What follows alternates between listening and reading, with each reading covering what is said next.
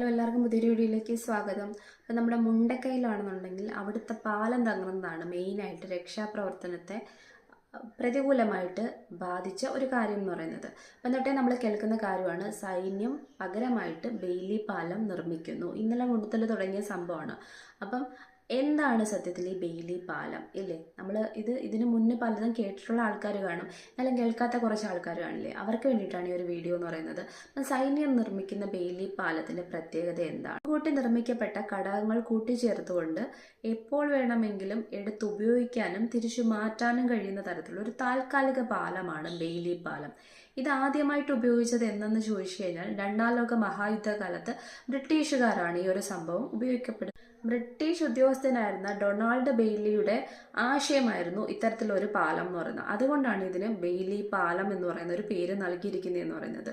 ഇത് ഇവിടെ കേരളത്തിൽ ആദ്യമായിട്ട് ഉപയോഗിക്കുന്ന എവിടെയെന്ന് ചോദിച്ചു കഴിഞ്ഞാൽ പമ്പാ നദിക്ക് കുറുകെയാണ് ആദ്യമായി ബെയ്ലി പാലം സൈന്യം നിർമ്മിച്ചതെന്ന് പറയുന്നത്. പത്തനംതിട്ടയിൽ റാന്നി പാലം തകരുകയുണ്ടായിരുന്നു. ഈ പമ്പാ നദിക്ക് കുറുകെ ഉണ്ടായിരുന്നത് 36 വർഷം പഴക്കമുള്ള ഈ ഒരു പാലം തകർന്ന സമയത്താണ് സൈനികരെത്തിയിട്ട് ഇത്തരത്തിലൊരു ബെയിലി പാലം നിർമ്മിച്ചതെന്ന് പറയുന്നത്. ഇതിന്റെ പ്രധാന ഘടകങ്ങൾ എന്തെന്ന് ചോദിച്ചു കഴിഞ്ഞാൽ അത് തടിയും ഉരുക്കും ചേർന്നിട്ടുള്ളതാണ്. അപ്പം താരതമ്യേന ഭാരം കുറവായതിനാൽ ട്രക്കുകളിലും മറ്റും ഇത്തരത്തിലുള്ള അടിയന്തര സാഹചര്യങ്ങളിൽ ഇത് എത്തിച്ച് ഇത്തരത്തിലൊരു പാലം നിർമ്മിക്കുക എന്നുള്ളത് ഏറെ സഹായകരമായിട്ടുള്ള ഒരു കാര്യമാണ്.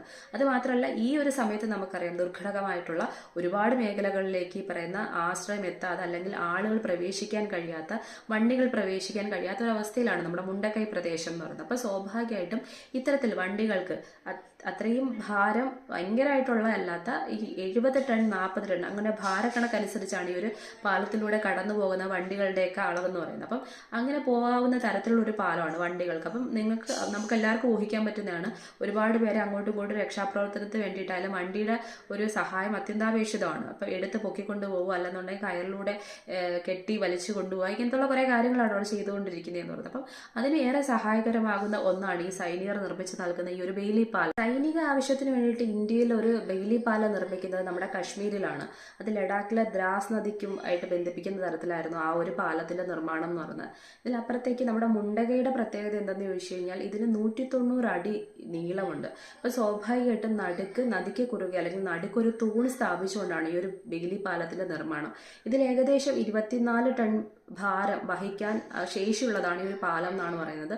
ഇത് നമ്മുടെ ഈ പറഞ്ഞ ഡൽഹിയിൽ നിന്ന് കണ്ണൂർ വിമാനത്താവളം വഴിയാണ് ഇത്തരത്തിലുള്ള കാര്യങ്ങൾ എത്തിച്ച് ട്രക്ക് വഴിയാണ് ഇവിടെ സഹായത്തിന് ഈ ഒരു പാലത്തിന്റെ ഘടകങ്ങൾ കൊണ്ട് എത്തിച്ചിരിക്കുന്നതെന്ന് പറയുന്നത്. അപ്പം നമുക്കറിയാവുന്ന കാര്യമാണ് ഈ ഒരു സാഹചര്യത്തിൽ അത്യന്താപേക്ഷിതമായിട്ടുള്ള ഒരു സഹായം തന്നെയാണ് സൈനികരുടെ ഭാഗത്തു നിന്ന് ഇത്തരത്തിലൊരു പാല നിർമ്മാണം. അവർ ഇന്നലെ തൊട്ട് രാത്രിയിൽ പോലും ഇതിന്റെ പ്രവർത്തനം എത്രയും വേഗം സുസജ്ജമാകുന്നതിന് വേണ്ടിയിട്ട് അത്രയധികം അഘോരം പ്രവർത്തിക്കുന്ന സൈനികരെ നമ്മൾ വാർത്ത കാണുന്ന ആൾക്കാർക്ക് അറിയാൻ കഴിയുന്ന കാര്യമാണ്. അപ്പം അവർക്ക് ഒരു ബിഗ് സല്യൂട്ട് തന്നെയാണ് പറയാനുള്ളത്. കാരണം ഇത്തരത്തിലുള്ള സാഹചര്യങ്ങളിൽ ഇവരെ കൊണ്ടുള്ള സഹായം എന്താണ്, നമ്മുടെ രാജ്യത്തിന് വേണ്ടി സേവനം അനുഷ്ഠിക്കുന്ന ആൾക്കാരാണ്. അപ്പം ഏതൊരു സാഹചര്യത്തിലും എന്ത് പ്രതിസന്ധി ഘട്ടത്തിലായാൽ പോലും സുസജ്ജരായിട്ടിരിക്കുന്ന ആൾക്കാരാണ് ഇവരെന്ന് പറയുന്നത്. അപ്പം നമുക്കൊരിക്കലും മാറ്റി നിർത്താൻ കഴിയുന്നതല്ല ഇവരുടെ സേവനങ്ങൾ എന്ന് പറയുന്നത്. അപ്പം ഈ ഒരു സാഹചര്യത്തിൽ അവരുടെ ഈ ഒരു സഹായം കൊണ്ട് ഒരുപാട് ആവശ്യങ്ങളാണ് പെട്ടെന്ന് തന്നെ നടന്ന് കൂടുക എന്ന് പറയുന്നത്.